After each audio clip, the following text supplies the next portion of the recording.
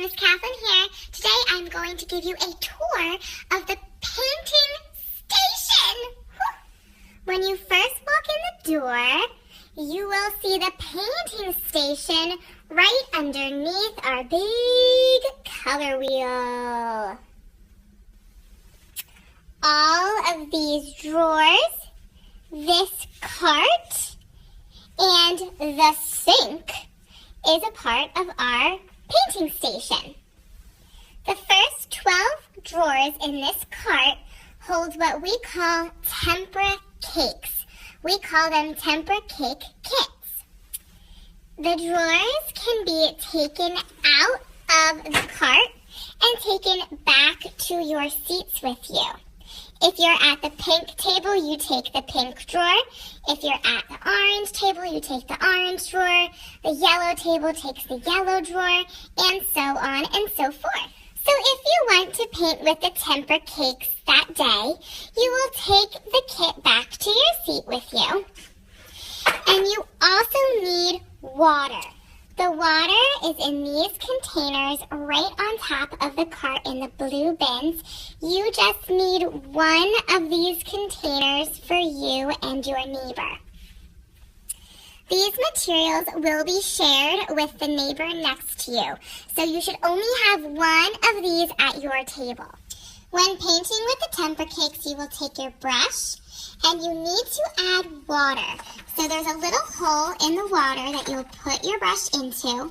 Then you'll come back to your paint, add water to it, and then you can paint on your paper.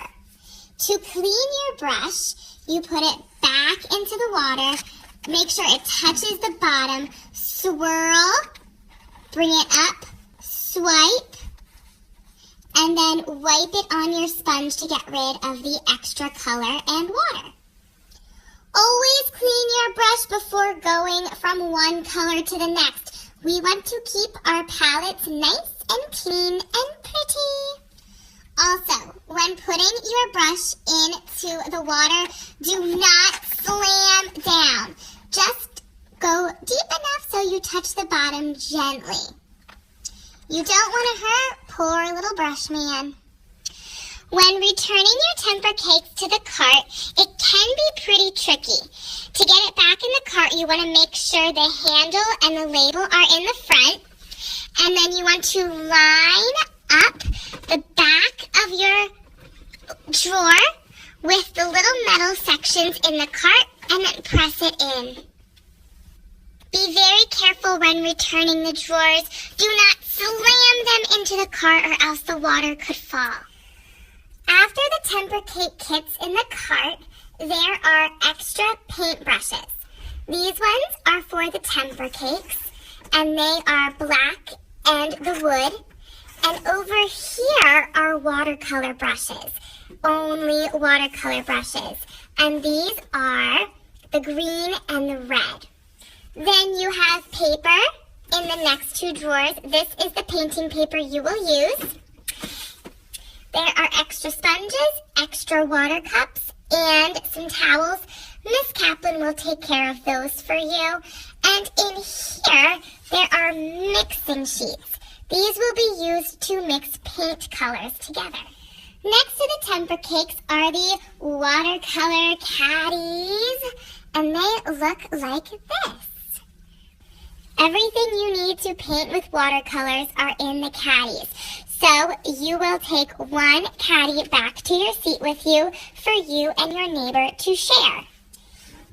When you're at your seat, you can take the paint palette out. Be very careful.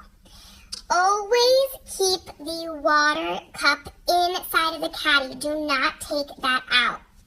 Your setup will look like this. And when painting with watercolors, you do want to add water to your paint. So swirl it, swipe, and wipe a little bit off if you have to. Go into your paint, and then you can start adding it to the paper. Just like the tempera cakes, remember to clean your brush every time you go into a new color. And that way, your palette will not look like that. Ew! Now, friends, since we only have one sink and Miss Kaplan is going to be in charge of that. So please do not come over here and clean out water or clean brushes. That's Miss Kaplan's job, unless of course there is a spill.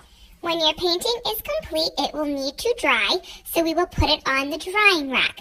Before you do that, make sure your name is on your artwork. You will hold your artwork with 2 hands and bring it to the back of the room where the drying racks are.